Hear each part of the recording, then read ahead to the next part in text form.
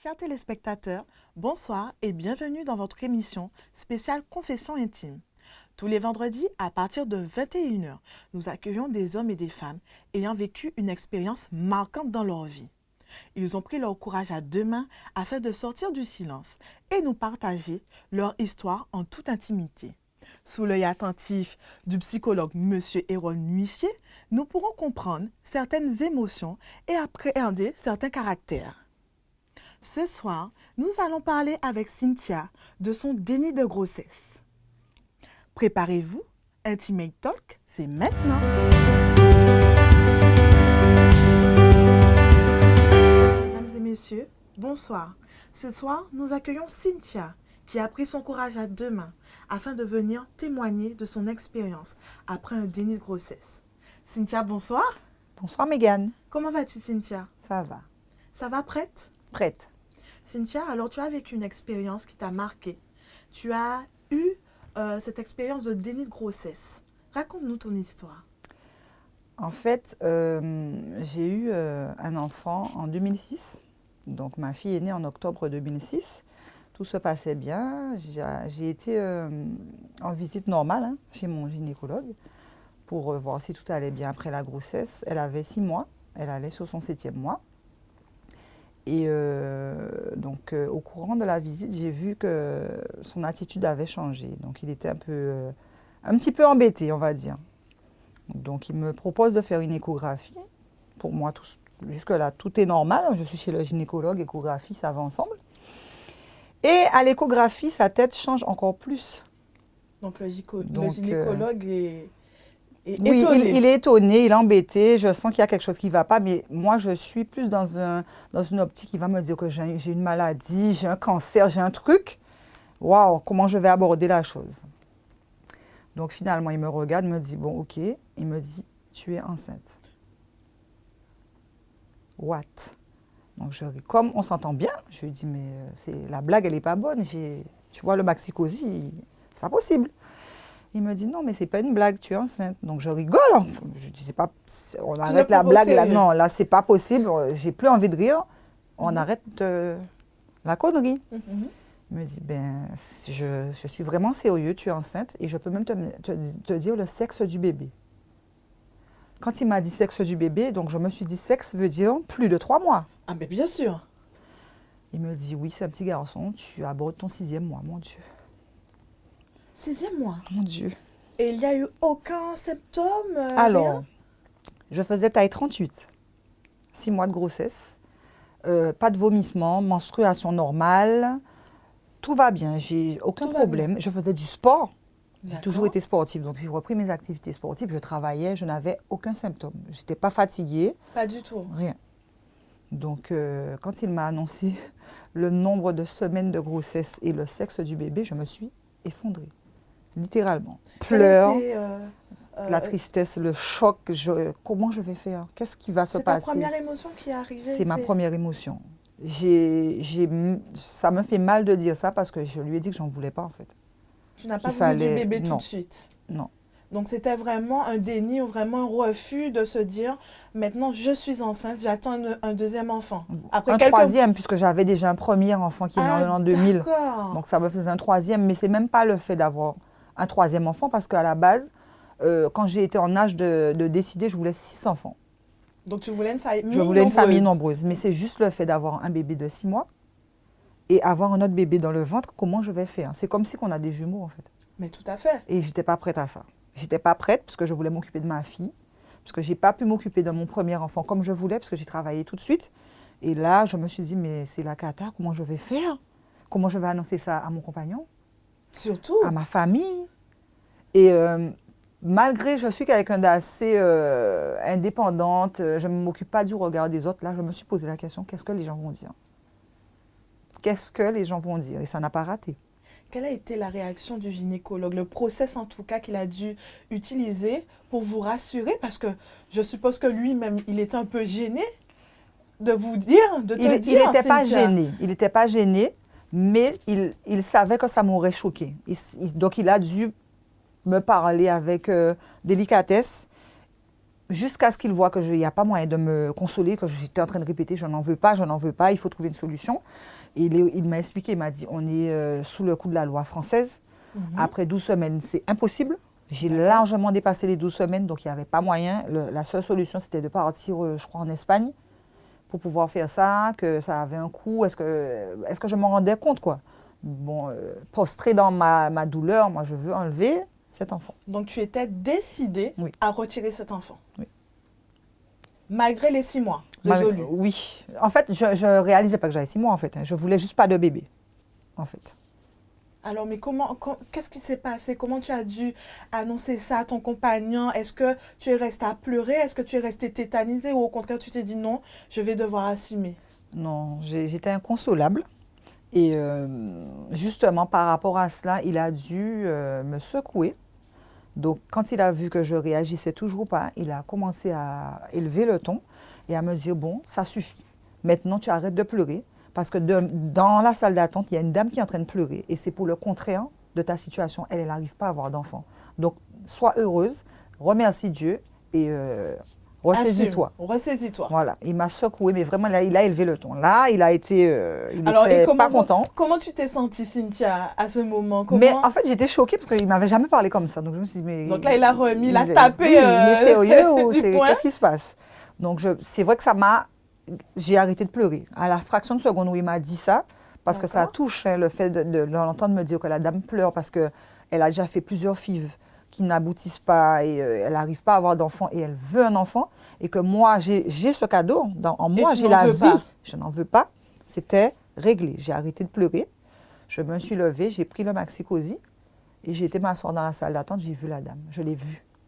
J'ai vu cette dame, je me suis dit, waouh, il a raison, j'arrête. Je me calme, mais je ne pouvais toujours pas partir pour prendre ma voiture, pour partir. Tu as perdu toutes tes forces. J'ai perdu tous mes moyens, parce que qu'est-ce que je vais faire? Comment je vais expliquer ça? Qu'est-ce que je vais dire? Qu'est-ce que les gens vont dire? Parce que j'avais un moyen de contraception, ce sont des choses qui arrivent. Après un accouchement, on a une pilule qui est mini-dosée et on n'a pas forcément le réflexe, quand on vit en couple, de se protéger avec un préservatif. Pour nous, c'est pas... C'est pas non.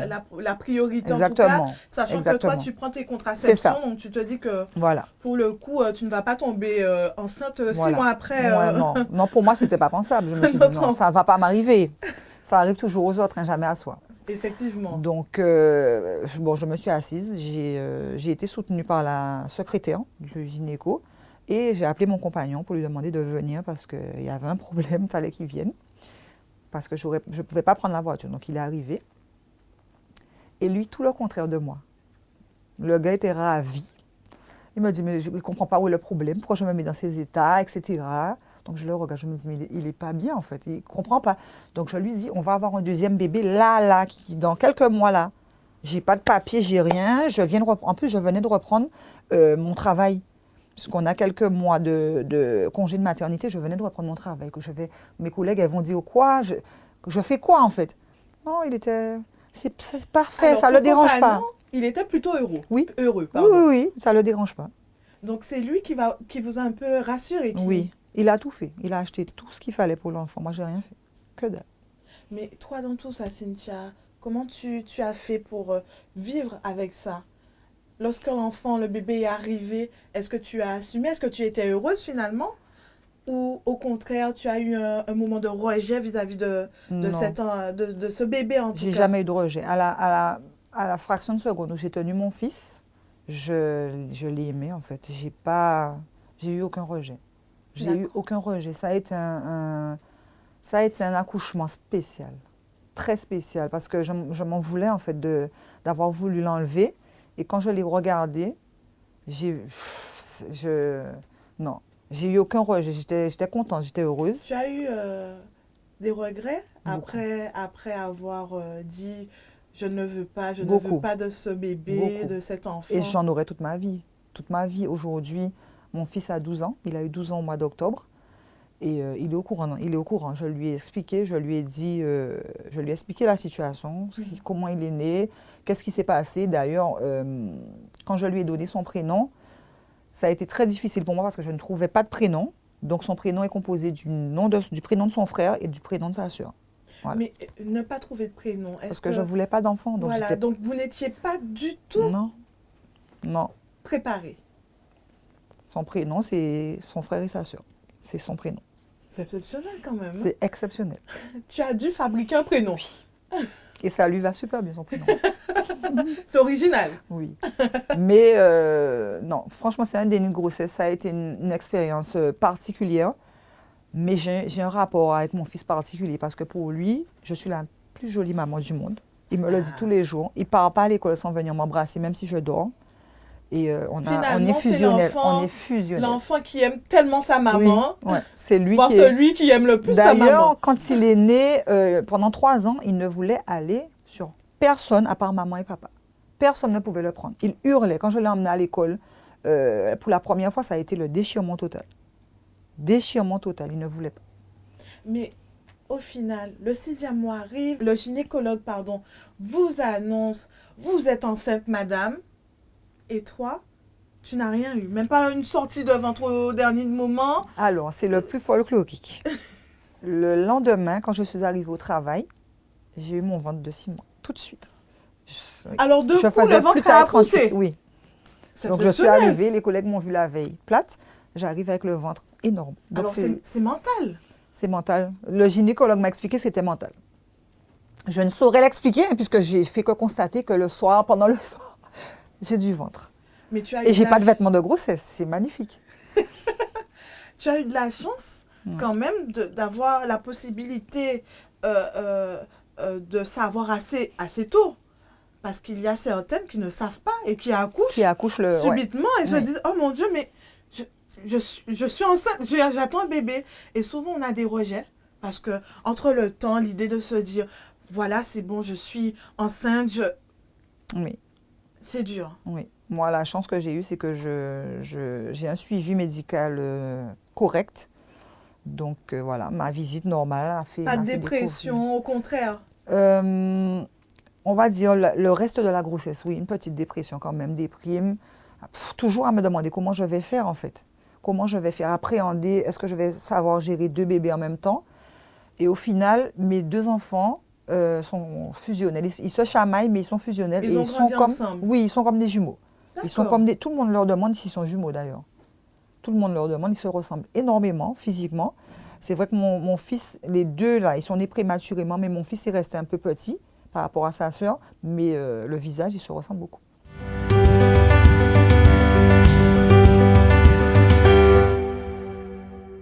Bonsoir, monsieur Héron ici. Bonsoir, Mégane. Alors, nous avons pu regarder le témoignage de Cynthia. C'est une expérience inédite quand même, d'apprendre très, très tardivement en tout cas, d'être enceinte. Qu'est-ce que vous pouvez nous dire sur son histoire? D'abord, effectivement, elle a évoqué le véritable déni de grossesse, puisque c'est à partir du 3e mois de grossesse qu'on parle de déni. C'est-à-dire que tant qu'on peut encore faire une intervention, on ne parle pas de déni de grossesse, donc c'est après. Deuxième chose, on a ce qu'on appelle un déni partiel, puisqu'elle se rend compte à un moment, mais parce qu'elle est régulièrement suivie. Donc par conséquent, le gynéco lui indique qu'elle est enceinte. La réaction de sidération, de stupéfaction. On voit tout de suite, je veux dire, elle comprend pas ce qui se passe, le ciel lui tombe sur la tête, elle n'est pas préparée. Et je pense que ça, c'est l'élément aussi qui est important. C'est-à-dire la réaction première est bien spécifique au déni de grossesse. Ce qu'elle dit aussi de son contexte, elle venait d'être enceinte. Donc pour elle, elle n'imaginait même pas avoir une autre grossesse. Voilà, c'était ça qui est important. C'est-à-dire que cette notion de déni, c'est-à-dire que j'imagine pas avoir un autre enfant parce que c'est déjà difficile de m'occuper de ce premier, avec en plus un élément qu'elle ajoute en disant, mais je me rappelle que mon premier enfant, je n'avais pas eu seulement de temps, un peu comme une espèce de frustration, donc un peu comme si cette frustration s'accumule à la 2e grossesse, donc il dit non, il faut absolument, mais ça c'est inconscient, parce que consciemment, elle ne se dit pas ça, parce que nous savons aussi que 80% de nos pensées, de nos actes sont d'origine inconsciente. On les voit apparaître, on les voit s'exprimer, mais en réalité, c'est notre inconscient qui parle. Et là, on voit bien que dans les grossettes, son inconscient parle. Alors, on a pu constater sa réaction. Sa réaction était vraiment virulente. Elle ne voulait pas de l'enfant. Elle ne s'est pas dit tout de suite, non, ben, c'est comme ça. Elle a vraiment dit, il faut trouver une solution pour retirer cet enfant. Alors, on voit bien qu'effectivement, que face à ce choc, il faut 2 chocs. Le premier choc, c'est celui du gynécologue qui dit, Martin, il y a une autre dame qui est en train de pleurer, qui voulait avoir un enfant. Donc effectivement, ça la ramène à la réalité. Donc finalement, moi j'ai la chance d'avoir un enfant, alors que pour moi c'est une malchance. Il y en a qui n'ont pas la chance d'en avoir. Deuxième réaction, c'est que dit, écoute, c'est normal, et alors c'est-à-dire, lui, il banalise cette situation qui pour elle est quasiment un choc. Donc le fait de la renvoyer à la réalité de la souffrance d'une autre maman, enfin d'une autre dame qui pourrait être maman, qui n'arrive pas à être maman, et le fait que son compagnon voit les choses de manière banale, finalement, elle lui dit, mais peut-être que c'est pas si dramatique que ça. Tout à fait. Et parce que aussi, elle se rend compte qu'elle n'est pas seule, et c'est ça qui est important. Le déni de grossesse est difficile parce qu'on est enfermé dans sa souffrance et personne ne vient nous chercher. Son compagnon vient la chercher pour l'amener, lui, mais finalement, mais on va s'organiser. Il y en a un, il y en a deux, c'est pas grave, on va s'organiser. Donc finalement, elle sent qu'elle n'est plus seule et que l'enfant dont elle rêvait de s'occuper, elle va quand même pouvoir le faire. Ce qu'elle a évoqué aussi, c'est une espèce d'accélération. Et ça, c'est un élément qui est assez caractéristique. Le ventre a poussé d'un coup. Cette force psychique est étonnante. Dans tous les délais de grossesse, on voit apparaître le ventre brutalement du jour au lendemain. Comme si, de manière un peu miraculeuse. Et on l'a vu aussi dans sa situation. Oui, tout à fait, parce qu'elle le dit, lorsque le gynécologue a annoncé qu'elle était enceinte, le lendemain, eh ben, elle avait un ventre de 6 mois. Et c'était impressionnant parce qu'elle se dit, mais attends, pendant tous ces mois, je n'avais aucun symptôme.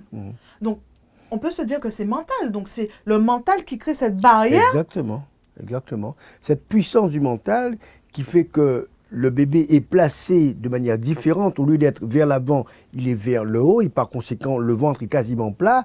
On ne se rend pas compte de ça. Mais alors, ce qu'elle a décrit aussi, c'est un peu cette souffrance, ce sentiment de mal-être, parce qu'elle n'a pas construit la relation avec son enfant. Elle a senti, mais il y a quelque chose qui ne va pas. Et par conséquent, il y a toute une élaboration mentale qui se met en place en disant, mais non, il faut absolument que je reconnecte avec cet enfant. Parce que lorsqu'une maman porte son enfant, elle lui parle, elle en parle avec sa famille, tout le monde participe. Alors que là, elle n'a pas eu le temps de créer un lien, ou presque à son insu. Et donc, il y a une espèce d'accélération à la fois de la grossesse qui apparaît, mais elle aussi, dans son statut de maman, il faut absolument que j'entretienne le lien avec cet enfant. Mais en même temps, elle dit, mais la question du nom, mais qu'est-ce que nom je vais lui donner? Ben, comme il est entre deux, finalement, on va lui donner... C'est-à-dire que le fait de le rattacher aussi à son frère et à sa sœur en fait son fils. C'est pas un enfant comme ça, mais c'est bien, il est dans la lignée. Donc c'est déjà un premier geste symbolique. Le deuxième geste symbolique, c'est aussi de nouer les liens corporellement avec lui, affectivement. C'est-à-dire tu te rends compte que finalement, au lieu de le penser, ben, si je le vis corporellement, eh ben, il va prendre sa place aussi comme mon enfant. Et c'est vrai qu'effectivement, le sentiment d'affection, le lien d'amour se crée, pas seulement dans la tête. C'est bien parce qu'on le vit que l'on aime son enfant. Le fait de le sentir contre lui. Et puis on voit aussi quand même cette capacité qu'a l'enfant à se reconnecter à sa mère, où il vient la voir, il l'embrasse, il lui parle. Donc lui aussi, il recherche à construire ce lien. Il aide la maman à devenir maman. Parce que mère, c'est ce qu'on veut, bien sûr, mais c'est aussi l'enfant qui nous aide à devenir mère. À être parent, oui, tout à fait. Alors, et pour toutes ces femmes qui n'ont pas eu la chance, comme Cynthia, de savoir par leur gynécologue, oui, vous êtes enceinte. Parce que le déni de grossesse, comme vous avez dit, c'est un déni de grossesse partiel. Mais il y en a qui n'ont pas cette chance d'arriver à ce terme ou d'avoir quelqu'un pour les suivre. Et au final, on se retrouve avec de mauvaises surprises. Alors, des abandons de bébés, meurtres de bébés aussi, ça arrive, le plus dramatique. Et qu'est-ce que vous pouvez conseiller à ces femmes qui se retrouvent dans ce cas et qui n'ont pas la possibilité d'être aussi bien entourées que Cynthia, par exemple? Elle a eu son gynécologue, elle a eu la secrétaire, elle a eu son compagnon. Et au final, elle s'est eue elle-même quand son enfant est arrivé, et les parents autour, les frères et sœurs, enfin, voilà. Mais les autres, celles qui n'ont pas tout ça. C'est très très important qu'on mette en place un accompagnement, d'abord familial, c'est-à-dire qu'on permette à l'enfant de trouver sa place dans toute une famille pour que la maman ne soit pas seule avec cet enfant. C'est ce qui est le plus dramatique et le plus douloureux, et il peut entraîner des situations extrêmement graves, comme effectivement l'homicide, c'est-à-dire le parent qui tue donc son enfant. Le fait de mettre l'enfant dans une famille fait que tout le monde va être présent. Par conséquent, la mère n'aura pas la seule charge. Parce que la culpabilité, mais aussi le poids d'éduquer, de s'occuper d'un bébé. troisième chose, il faut un accompagnement spécialisé. Nous, psychologues, nous sommes là aussi justement pour accompagner ses parents, cette famille, pour faire en sorte que l'enfant prenne sa place et que le lien se noue, se construise petit à petit. Parce qu'en réalité, ce lien qui a été défaillant initialement, on peut le reconstruire. Pour peu qu'ils le veuillent, pour peu qu'on ait aussi, comme on l'a vu dans le cas de Cynthia, des enfants qui sont volontaires pour confier le lien et pour dire, mais effectivement, je suis ton enfant et tu es ma maman. C'est-à-dire qu'il la reconnaît comme étant sa mère et il fait tout justement pour nouer le lien avec elle. Tout à fait. Alors, ces femmes qui se retrouvent toutes seules, pour éviter les dépressions, pour éviter de se retrouver, comme vous dites, trop éloignées de la famille, pour éviter aussi d'avoir un rejet systématique de cet enfant.